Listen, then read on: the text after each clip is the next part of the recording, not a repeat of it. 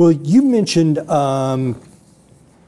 was a person in Minneapolis who's also doing some good work on this right now. I have his name here somewhere, but you can probably help me. Sam Richards, I think. Sam Richards. I was looking at some of his work last night. Sam Richards has been, he's on Twitter. You can find him, and he's got a lot of the FBI plane stuff there. But he listed a couple of dates and cities which there was a lot of traffic over. And it was interesting to me because California is the main state, apparently, that gets the most traffic. But there were some other places that I found interesting.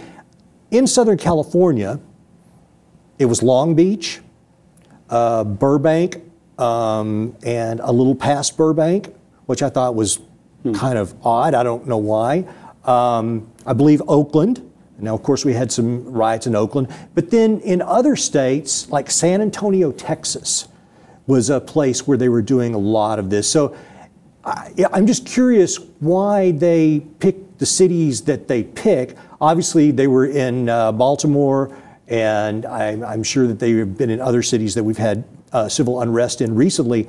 But just the cities that they had picked in this month of August, I thought were unusual. He also said that he thought that the traffic was diminishing, which makes me question, do you think they're just trying to lay low, or is he not getting the information in the correct way? It's possible they're laying low. I mean, I don't have any insight really as to where they choose to fly, when they choose to fly. I know that, part of what he reported was that when he started investigating, he was mostly using, I think, Flight Radar 24 website to track these aircraft. And he said when he started, he could track more of them than a few weeks later after some of these stories broke. The aircraft were being blocked, so you couldn't look them up anymore.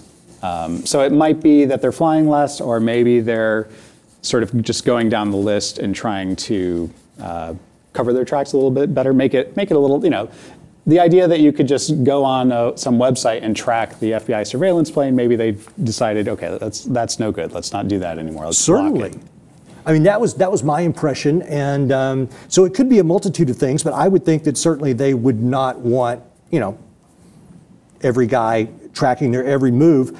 I mean, Sam Richards, I thought that was really interesting that he was investigating the same thing.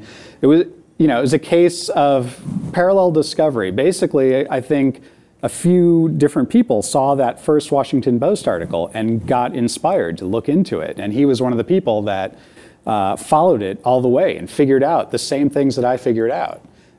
So I found that kind of inspiring that so many people cared and were committed enough to go through that investigation. I mean, like I said, it was not that difficult. You just had to put a few pieces together, but multiple people cared enough to do that, which I liked.